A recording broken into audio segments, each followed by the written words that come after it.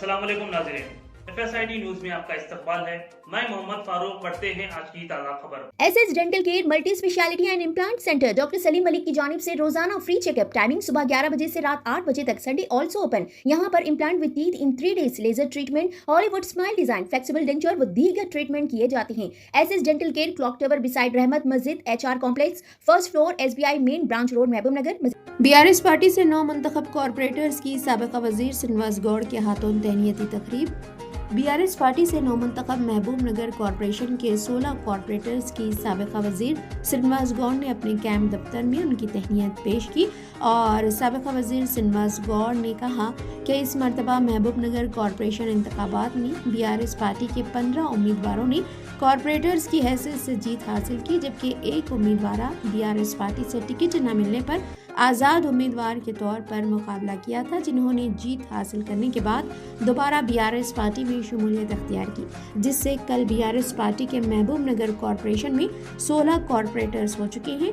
इस मौके पर मीडिया से खिताब करते हुए साबिका वजीर श्रीनिवास गौड़ ने कहा कि उनके कॉरपोरेटर्स शहर में दरपेश मसाइल को हल करने के लिए काम करेंगे। शहर में ज़ेर इल्तिवा काम जैसे टैंक बंड, 1000 बिस्तरों का अस्पताल, गुरुकुल इमारतों की तामीर, हज हाउस और क्रिश्चियन भवन के अलावा दीगर काम मुकम्मल करवाने के लिए हम हुकूमत पर दबाव डालेंगे। उन्होंने रियासती कांग्रेस पार्टी को तनकीद का निशाना बनाते हुए कहा कि कांग्रेस पार्टी झूठे वादे करके इक़्तिदार में आई है, जिन वादों की अमलावरी नहीं हो रही है।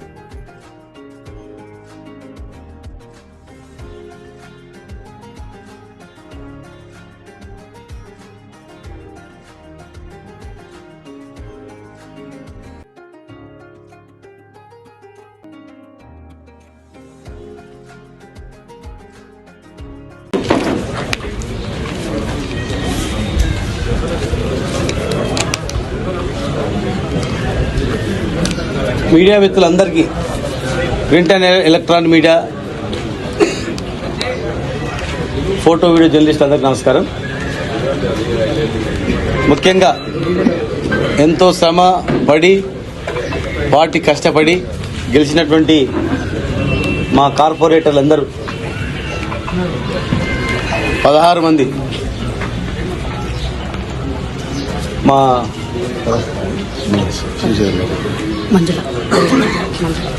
మా మంజుల శ్రీశైలం కూడా మా పార్టీ రెబల్గానే వేసి మరి ఎలక్షన్ల కన్నా ముందు కూడా చెప్పిన ప్రకారం మళ్ళీ ఇప్పుడు పార్టీలో వచ్చి మళ్ళీ రావడం జరిగింది. కొత్తగా జాయిన్ అయ్యేది ఏం లేదు, ఆల్రెడీ పార్టీలో ఉన్న వ్యక్తి కనుక మరి ఈరోజు జాయిన్ అయ్యి మీతో పాటే ఉంటాం అని చెప్పి వచ్చినటువంటి అందరికీ 16 మంది కార్పొరేటర్లకు మరి వాళ్ళ గెలుపు కృషి చేసిన వాళ్లకు మరియు స్వల్ప మేయాడితో కావచ్చు రకరకాలుగా ఓడిపోయినటువంటి మా కార్పొరేటర్లకు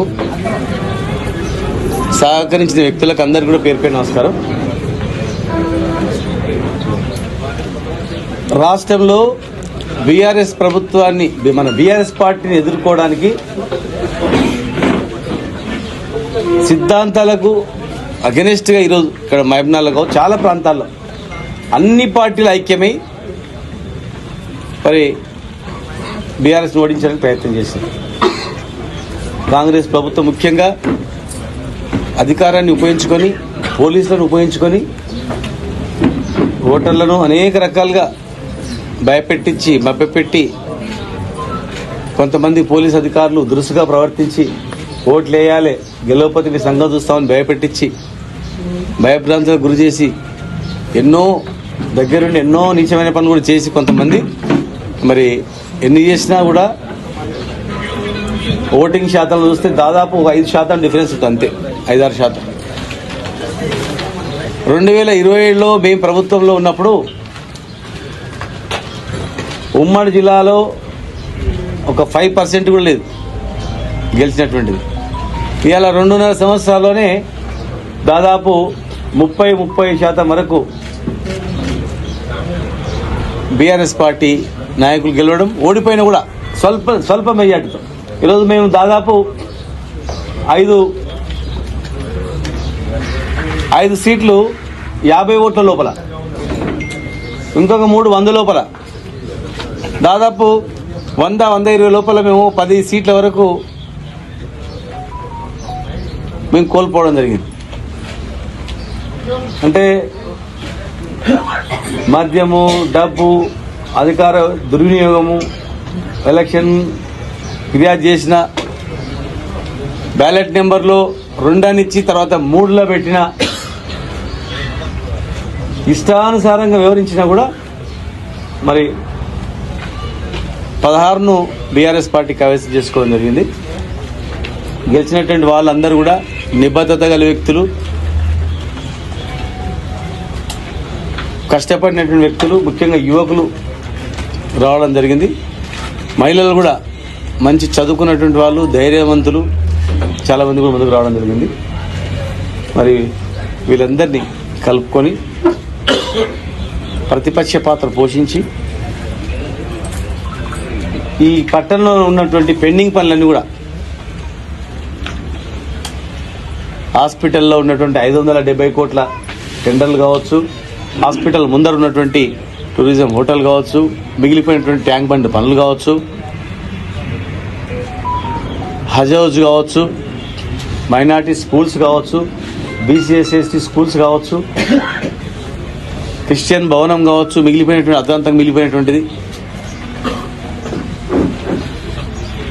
ఇంకా అనేక రకాల పనులు ఇక్కడ నిలిచిపోయాయో అవన్నీ కంప్లీట్ చేసే దిశగా ఖచ్చితంగా మా నాయకులు ఒత్తిడి తీసుకొచ్చి ఆ పనులను వేగవంతం చేసేటట్లు టీడీగుట్ట చిందార్పల్లి దగ్గర మిగిలిపోయినటువంటి బైపాస్ రోడ్ను కంప్లీట్ అటు అప్పన్నపల్లి కలిపేటట్లు, ఆ మిగిలిపోయిన ఆ పని కూడా కంప్లీట్ అయ్యేటట్లు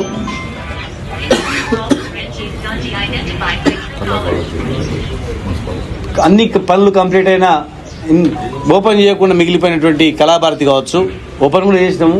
జస్ట్ అలా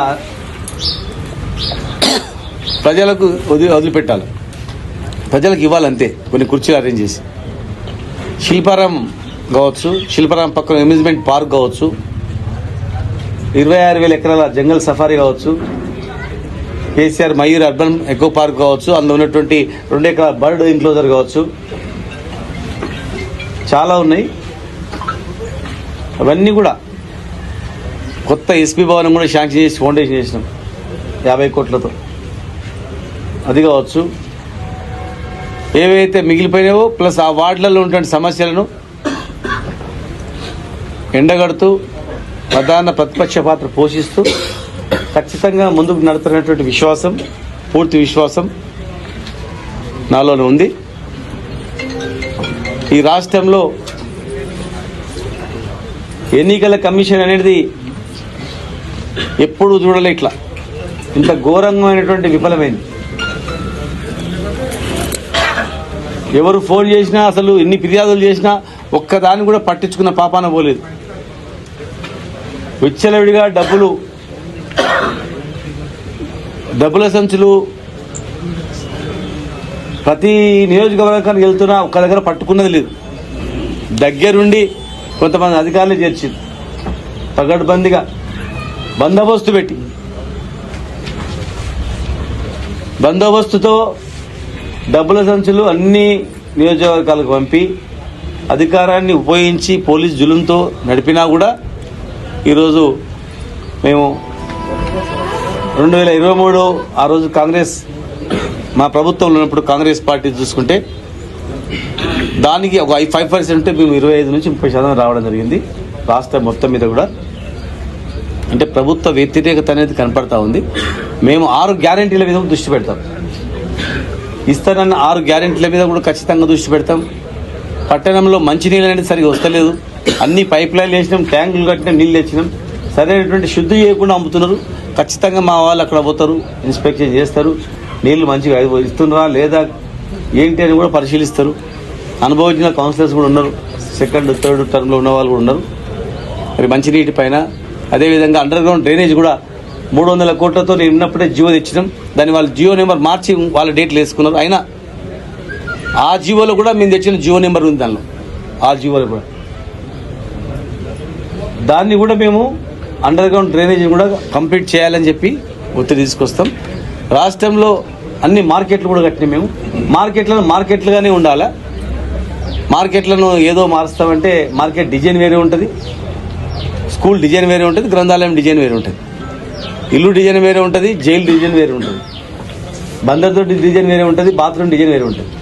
ఇది ఏ దాన్ని కట్టింది దానికే ఉపయోగించాలి. మేము కూడా మనసులోనే కనుక అలాంటిది కట్టేటట్టు మార్కెట్లు కూడా అన్ని ఇచ్చేటట్లు, మార్కెట్లో ఉన్నటువంటి ఆరకటికలకు, మా ముద్రాజులకు, చేపలు, మిగతా కులాలకు, అన్ని వర్గాలకు కూడా అందేటట్లు మేము ఖచ్చితంగా కూడా మేము కంప్లీట్ చేయకుండా మధ్యలో ఆగిపోయినటువంటి పనులను ముందుగా అయ్యేటట్లు, 6 గ్యారెంటీలు అమలయ్యేటట్లు, రాష్ట్ర వ్యాప్తంగా కూడా కాంగ్రెస్ పార్టీ ఇచ్చినటువంటి హామీలు అమలయ్యేటట్లు రాష్ట్ర వ్యాప్తంగా కూడా మేము కార్యక్రమాన్ని నిర్వహిస్తాం.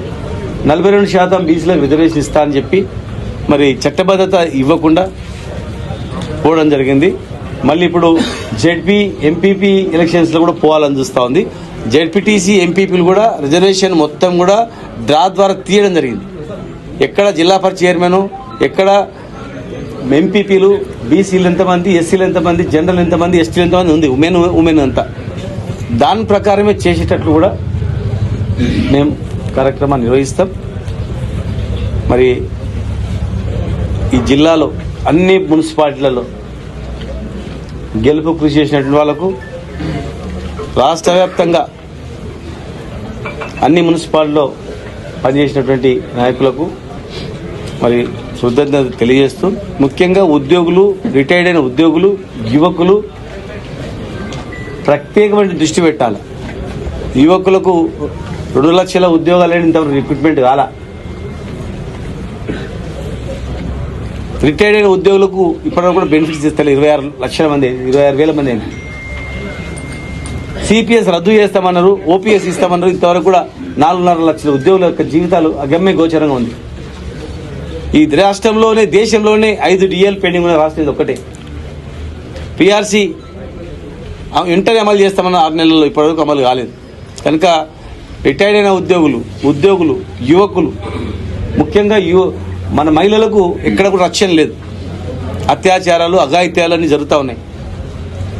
అవన్నిటిపైన కూడా మా మహిళా కార్పొరేటర్లు వాటిపైన దృష్టి పెట్టి మరి మేము ప్రధాన ప్రతిపక్ష పాత్ర పోషించి ప్రశాంతమైనటువంటి వాతావరణంలో మహబూబ్నగర్ను ఉండేటట్లు మా వాళ్ళందరూ కూడా చేస్తారని చెప్పని మరి మీ ద్వారా తెలియజేస్తా ఉన్నాను.